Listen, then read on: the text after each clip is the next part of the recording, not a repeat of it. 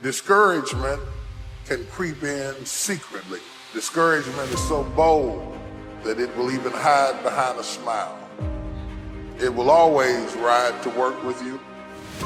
And if it doesn't catch a ride going to work, it'll catch a ride on the way back home.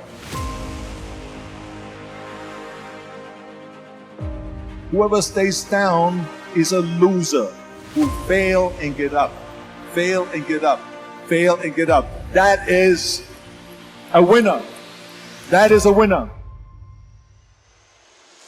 Because it takes courage to put yourself out there and try to get a little better. I think those who learn to endure hardship, struggle, challenge, difficulty, pain, failure, that's one side of that. And I just learned to be comfortable being uncomfortable. If you play it safe, you won't have much of a life. Life is risk.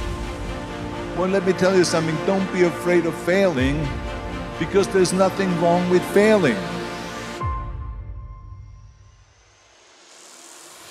What is not okay is that when you fail, you stay down. I love that I feel bad when I don't do a good job. Guilt is a tool. Guilt is a weapon. Most people hate that about themselves. I love that feeling. I'm like, I didn't do a good job there. Next time I will. So some people, guilt is discouragement. Other people, it's a signal for learning. If you listen at discouragement, it will cause you to make bad decisions. It will cause you to think that life is not worth living. You will wonder if you're ever going to get out of what you're into. It take courage to pursue your dream. Now, it's gonna cost you something. Most people are not willing to pay what it costs to go after your dream, because you're gonna have to hurt a little bit. And most people don't like being uncomfortable. If you don't want to be uncomfortable, please do not pursue success. Because success is a very uncomfortable feeling.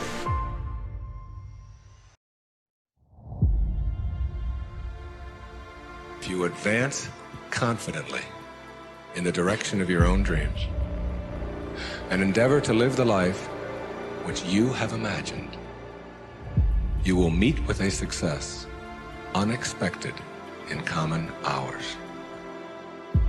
Success is an inner process. Success is something that you bring to everything you do in your life. Today, if you ask me, what does it take to be happy, and give it you one word: progress. Progress equals happiness. When you're making progress in your body, even if you're not there yet, you feel good. We gotta grow, we gotta make progress. It's easy to make progress in the beginning of something. There is a power in mastery. And how many people do you know are really committed to mastery today? Most people dabble in a million things, they master nothing, and they wonder why they're unfulfilled. Because they're running for the sugar, the next thing that feels good, instead of getting past what doesn't feel good and getting to where you own something. Progress is the game, my friend. You gotta grow or you die inside, and you gotta give or you don't feel any meaning in your life. And life isn't always happy, but it can always be meaningful. And if it's meaningful, life is rich.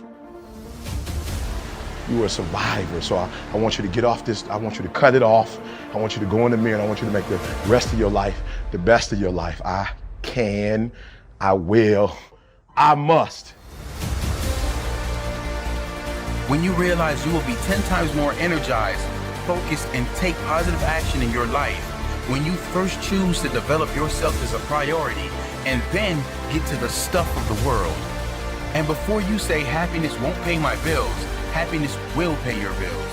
You must value yourself enough to take the time every single day to work on you, to engage in something that will ensure you are a positive influence on the world. You have not peaked here. There's more in you that you are expressing.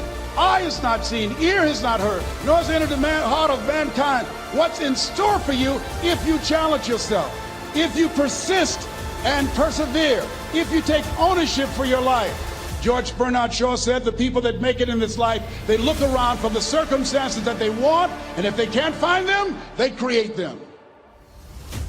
Create what you want. The reason you're here is because there's something in you that says, I can do more. This just can't be it. There's something in you. There's a calling on your life. I want you to know that no matter where you are in life, no matter how low you have sunk, no matter how bleak your situation, this is not the end. This is not the end of your story. This is not the final chapter of your life.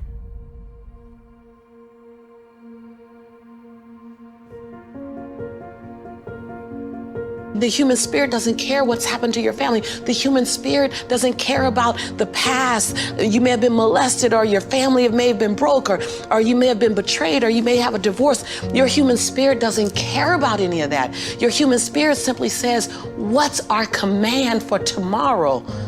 What do you want to create? It's not keeping score. Your brain is keeping score, because your brain is designed to keep you safe. Your soul, your intuition, your human spirit is designed to make you soar. And when you get to the edge of that stage, your brain will always tell you to step back. It's always going to tell you to step back, because you can fall. Always. It's going to tell you step back, because before you fell, the last time you did this, you saw someone else fail. You could hurt. You could be off work. It's going to tell you. It's designed to keep you safe. So you have to be willing to play between your brain and your soul. And on some days, you got to just listen to your soul. And you got to say, I'm going to leap. I'm going to get to the edge. Most people are at the edge, and you're standing at the edge, and you're watching everyone else fly. You know, watching people's lives on Facebook. You're at the edge, watching someone else live, wondering what it's going to be like when you jump without ever jumping. And I'm just here to tell you, jump. Because only three things can happen. You're either going to jump and fly, or you're going to jump and fall on something soft, or you're going to fall down hard. Either way, you're going to get back up. You already know you got what it takes to get back up. Your greatest fear is not that you will fall. Your greatest fear is that you will live a full life and never fly, that you never leaped. You're not afraid of dying. You're afraid of dying before the world sees who you really are, before they really get your fingerprint, before they really feel your breath, before they really get your contribution, before they really feel you. That's what you don't want to happen. You don't want to leave this place without us knowing you were here. All I'm doing is giving my dream a chance. And I'm not extraordinary. You don't get off the hook. You don't get to be let off the hook. I'm an ordinary woman who chooses every day to make one more extraordinary decision.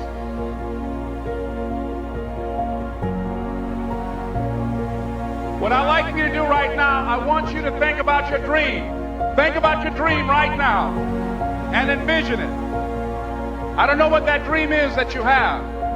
I don't care how far-fetched it might appear to be. I don't care how disappointing it might have been as you've been working toward that dream. But here's what I know, that dream that you're holding in your mind, that it's possible. See, sometimes we can't say, I can do that. But what we can say, that it's possible that I can have my dream as we run toward it, as we work on it day in and day out. And most people don't work on their dreams. Why? They stop growing, they stop working on themselves, they stop stretching, they stop pushing themselves. These are not risk takers. Most people have done all that they're ever going to do. They raise a family, they earn a living, and then they die. But people who are running toward their dreams, life has a special kind of meaning. That in the process of working on your dreams, you are going to incur a lot of disappointment, a lot of failure, a lot of pain, a lot of setbacks, a lot of defeats. But in the process of doing that, you will discover some things about yourself that you don't know right now. What you'll realize is that you're more powerful than you can ever begin to imagine.